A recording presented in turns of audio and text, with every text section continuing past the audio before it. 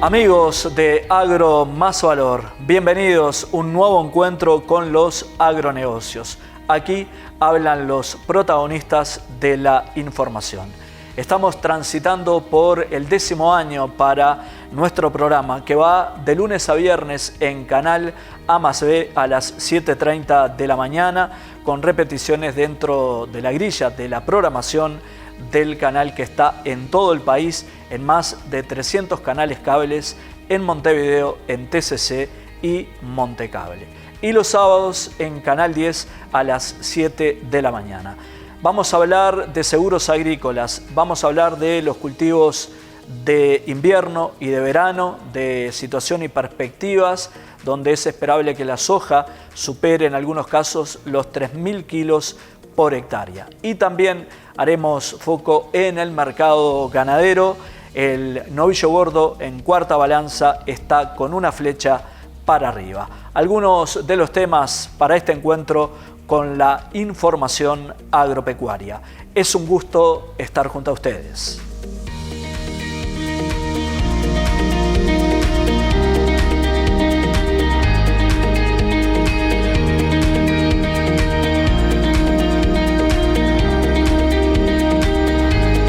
Comenzamos a desarrollar la información. Comenzamos con la campaña de cultivos de verano. ¿Cuál es la situación justamente cuando el maíz de primera obtuvo rendimientos de entre 8.000 y hasta 12.000 kilos por hectárea en chacras que marcaron rendimientos excepcionales? Prácticamente finalizó la cosecha para este cultivo, al tiempo que hay muy buenas expectativas ya a unos 15-20 días de que comience la cosecha de soja, donde Uruguay quizás supere la barrera de los 3.000 kilos por hectárea. Con el ingeniero agrónomo Alberto Cruces, asesor agrícola y del área insumos de Zambrano y compañía, profundizamos en la información. Bueno, ahora venimos en general la mayor parte del país con muy buen desarrollo de los cultivos. Hay capaz que algunas zonas donde hubo alguna dificultad en la instalación, pero finalmente los cultivos en general están todos con buen potencial, con un poco de nervios con estas lluvias que han ocurrido un poco más intensas de lo que se esperaba, sobre todo en algunas zonas.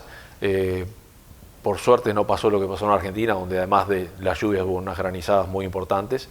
En general eso no ha sucedido aquí, pero bueno, un poco los nervios normales sobre todo las hojas de primera, que están las más prontas a cosechar. Nunca es bueno tener niveles de tanta humedad para no perder calidad de grano, pero en general los cultivos vienen con muy buen potencial. Los de segunda tienen desarrollos realmente muy buenos. Están bien enchauchados, en general este combo de temperaturas elevadas y humedad tan intensa generó algún tema o obligó a hacer algunos tratamientos bastante más de lo que se hicieron en años anteriores.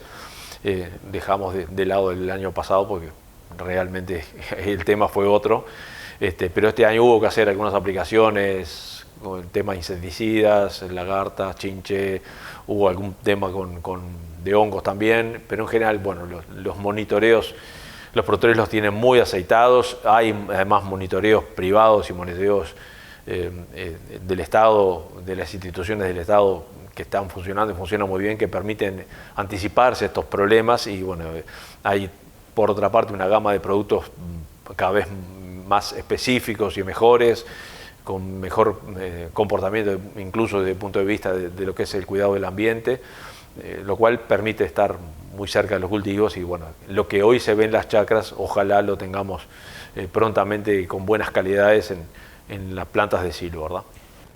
Y seguimos hablando de granos. En la línea de la soja, la región es muy fuerte, particularmente Brasil, de acuerdo con lo estimado por el Departamento de Agricultura de los Estados Unidos. La previsión inicial marcaba un rendimiento de 158 millones de toneladas. bajó 6 millones para ubicarse en 152.600.000 toneladas. Este contexto regional de alguna manera impactará en la referencia para la oleaginosa, es decir, en el precio. ¿Qué puede pasar en Uruguay en cuanto a los rendimientos, en cuanto a lo que ha comercializado, es decir, vendido a futuro el empresario uruguayo? Nos lo cuenta Alberto Cruces, asesor agrícola y responsable del área de insumos de Zambrano y compañía. A ver, el potencial que hoy vemos en la chacra en general es muy bueno. Seguramente tengamos niveles que esté en los promedios de los últimos años. Difícil decir si vamos a lograr un récord, así como se logró, por ejemplo, en trigo el año pasado, pero hay algunas chacras que realmente están muy buenas. Como te decía, hay una variación, si uno compara, por ejemplo, con el cultivo de maíz, que está muchísimo más homogéneo a nivel de todo el país, en soja hay una variación bastante mayor, lo cual no te permite decir, bueno, vamos a tener un terrible rendimiento. Sí que el potencial que hoy tienen las chacras, que muestran las chacras, es bueno. Hay algunos productores, incluso, mira, hay productores en la zona de Florida que tuvieron bajo agua los cultivos unos cuantos días. Eso sin duda que va a generar alguna pérdida de potencial que tenían, ojalá que no sea demasiado. No son áreas demasiado extensas, pero ese tipo de situaciones se dan. En el este también hay algunas zonas que ha ocurrido cosas parecidas, por lo cual hoy es difícil decir el rendimiento que vamos a tener. Sí que hay un potencial muy bueno y que seguramente estemos dentro de los promedios que hemos tenido en los últimos años, promedios relativamente buenos como hemos tenido en los últimos años para el cultivo de soja, lo cual por otra parte sería realmente muy bueno para que los productores puedan terminar en saldo positivo esta zafra de verano, ¿verdad? La campaña pasada para los cultivos de invierno fue récord e histórica, con rendimientos excepcionales para el trigo que en algunas chacras alcanzaron los 5.500 kilos por hectárea. ¿Qué puede pasar en esta zafra? Si bien el área global se mantendría, dado un repunte para la cebada y el trigo, tras la disminución del área de colza, el área global se mantendría, incluso puede aumentar, estimó, y así lo prevé el asesor agrícola de Zambrano y compañía. Un resultado muy positivo de la zafra del año pasado, de trigo fundamentalmente, con récord de producción, de cebada que tuvo muy buenos rendimientos, y de canola, no tantos, pero que venía de años con buenos comportamientos, hace que los productores seguramente estén haciendo área de cultivo de invierno nuevamente, volviendo a hacer doble cultivo en cuanto se empieza a levantar los cultivos de soja, y hay áreas que no se hicieron y que específicamente entran a estos ciclos productivos. Por ahora, y así un poco la tónica de este último periodo, la gente ha ido de a poquito.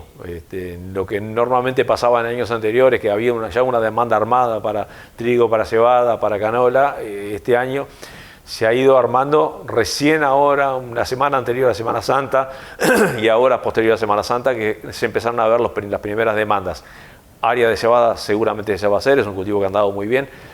Está la opción que por fuera de la maltería, que obviamente tiene una relación que ya la ha planteado con precios calzados con el trigo Chicago en Estados Unidos, lo cual es desde el punto de vista de los productores una ventaja, y está la opción, si no querés ir por la maltería, de lo que es la exportación de grano de cebada, que tiene otros números, pero que es una alternativa interesante, que muchos productores la han tomado, e incluso hay mucha gente que ha hecho cebada para hacer alimento, aquellos que tienen ganado.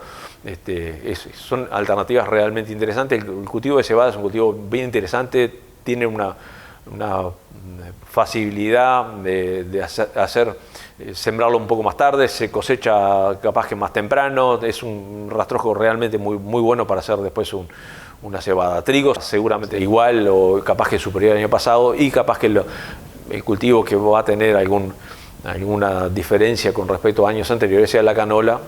Está el tema de la carinata, que tiene una ventaja comparativa. Hay un acuerdo ahí en donde participan varias empresas que le da algunas certezas a los productores, interesante, pero es un cultivo que en general están con otros números distintos, está bastante más fino el número para canola. De todas formas, seguramente se va a hacer un área capaz que un poco inferior a la que tuvimos el año pasado, pero área se va a hacer, cultivos de invierno se van a hacer y se ha empezado con un poquito más de lentitud, digamos, que lo que ha pasado en otros años, pero que da la impresión de que, bueno, que esto se va a seguir haciendo porque realmente los números han sido buenos del año pasado y más allá de que los valores de los mercados han tenido correcciones a la baja, de todas formas también lo ha pasado con los insumos y seguramente tengamos costos diferentes a los que tuvimos en la zafra pasada y con buenos rendimientos esperemos tener también resultados positivos para esto. Momento de hacer la pausa, enseguida continuamos con más información agropecuaria. Vamos a hablar del mercado ganadero, vamos a hablar de las haciendas gordas, del mercado de reposición, de la faena, situación y perspectivas del negocio cuando la tonelada de carne vacuna se comercializa en el exterior a $4.197 según datos del Instituto Nacional de Carnes. Ya venimos, hay más información.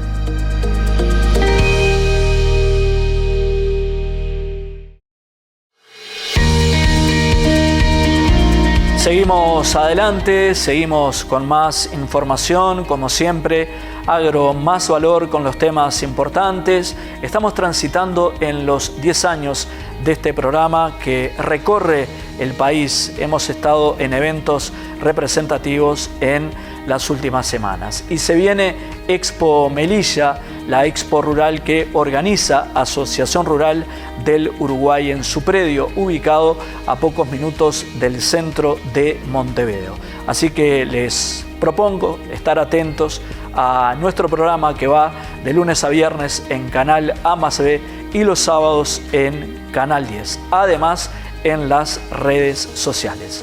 Seguimos con Agro Más Valor, seguimos con este encuentro que tiene más información. Y hablamos del mercado ganadero. El novillo gordo está con una flecha para arriba, de acuerdo con la pizarra de ACG, $3.62.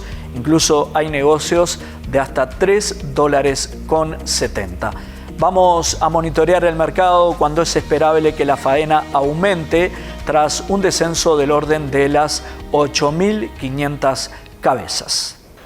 Bueno, la verdad que una primera jornada que estuvo muy bien, con una colocación muy alta, con una dinámica y puja, en el caso de los terneros, muy buena. Y bueno, en los novillos pasó lo mismo.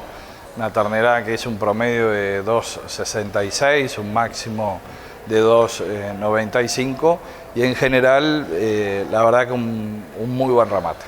Y si hablamos de la reposición, hay una demanda sostenida que se traduce en valores. El ternero en las últimas ventas por pantalla, el precio máximo superó la barrera de los $3. Monitoreamos el mercado. Y bueno, en general algunas categorías han defendido su valor, otras tuvieron aumento de valores.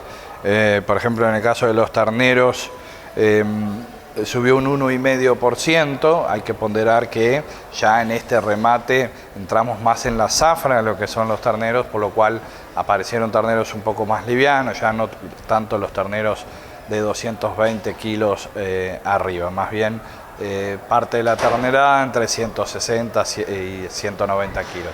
Básicamente eso es una de las, del comportamiento del mercado, con mucha puja, no solo invernadores, sino también en lo que fue la recría y también con destino a la exportación en pie. ¿Qué pasa con la exportación de terneros en pie? ¿Qué pasa con Turquía? ¿Qué valores se manejan? ¿Y cómo viene el año para un eslabón del negocio ganadero que está dinámico y con rentabilidad de acuerdo con el momento del mercado? Bueno, claramente es un año de menor cantidad de terneros, una zafra que por ahí va a ser más corta, si bien empezó muy temprano, con esos terneros ya haciendo el año, o sea, prácticamente el año, en enero, febrero, había una oferta de terneros, pero toda esta camada nueva de terneros, te diría que va a ser una zafra bastante corta en lo que se refiere a terneros, con menor cantidad de terneros, por lo cual la tendencia es que el ternero en sus valores tenga su firmeza.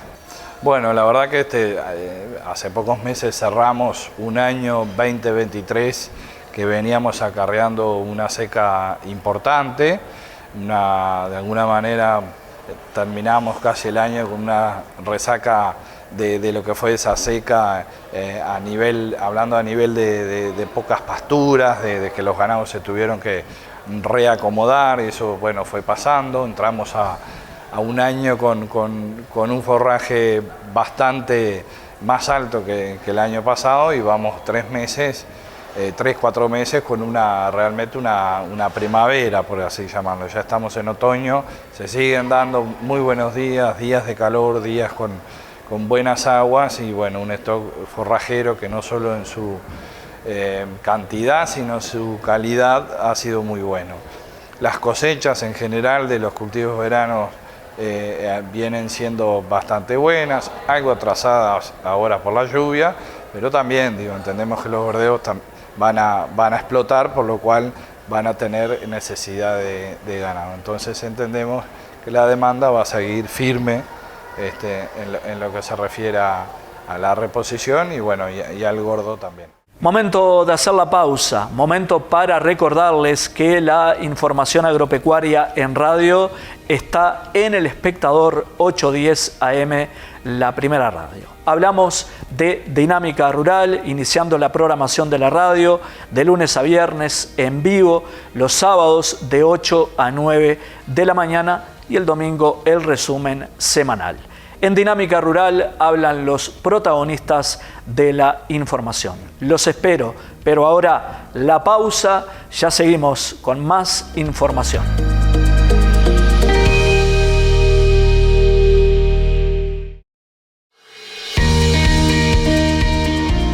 Y ahora seguros agrícolas. El área ha aumentado de forma exponencial ante un escenario cada vez más condicionado por el clima. La variabilidad climática ha incidido en las últimas campañas de cultivos de verano, donde la sequía pasada afectó fuertemente las estructuras para los agricultores. En esa línea, en lo global, el Banco de Seguros del Estado indemnizó a productores con 95 millones de dólares. Esto abarcando el amplio portfolio que promueve el Banco Estatal. Con Agustín Ferreira, del área siniestros del Banco de Seguros, conversamos y repasamos lo que dejó, es decir, la indemnización del banco para con el sector productivo. Bien, como bien dijiste, fue una de las mayores sequías que atravesó este país, afectando a los diversos rubros productivos.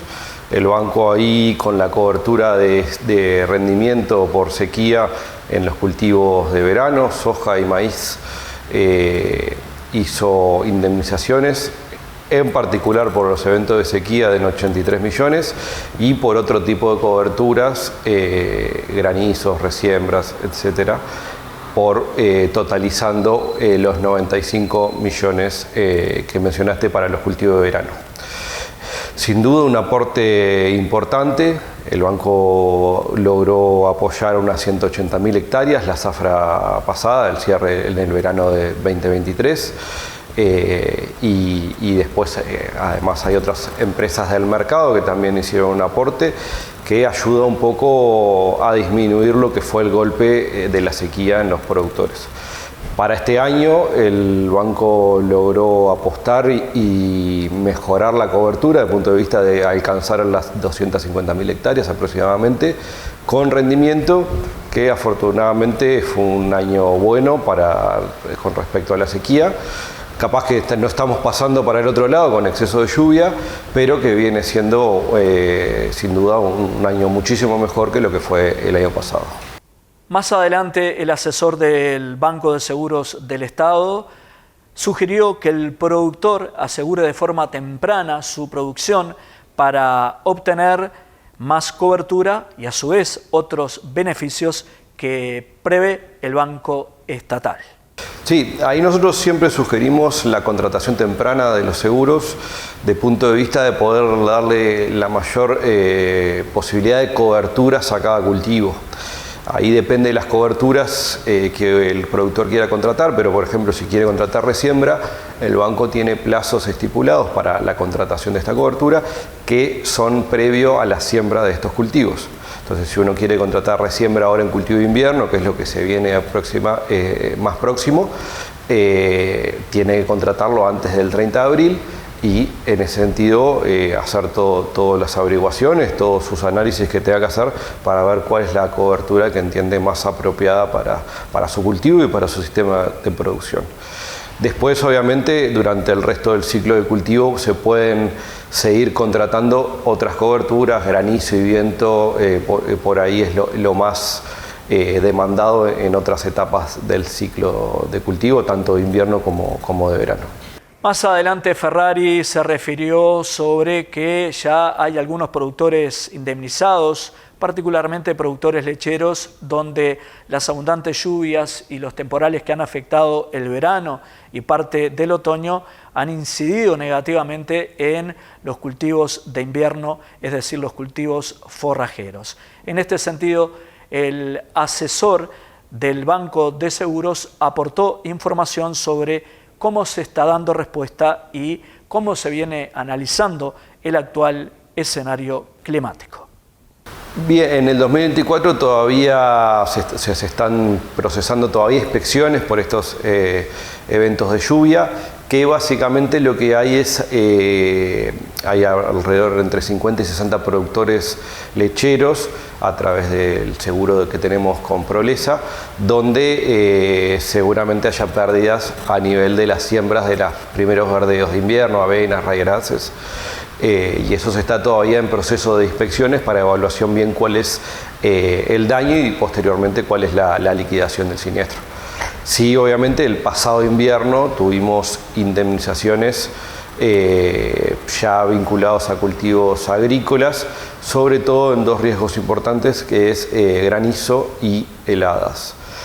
Aproximadamente entre ambos riesgos se indemnizaron unos 10 millones de dólares y con otras coberturas, resiembra o vientos, se totalizaron unos 12 millones de dólares aproximadamente de indemnizaciones en cultivo de invierno. Amigos, por aquí dejamos la información agropecuaria, los agronegocios. Como siempre, hablan los protagonistas. Agro Más Valor en su 10ª temporada en Canal A+B de lunes a viernes y en Canal 10 los sábados a las 7 de la mañana. Los espero siempre. Ha sido un gusto.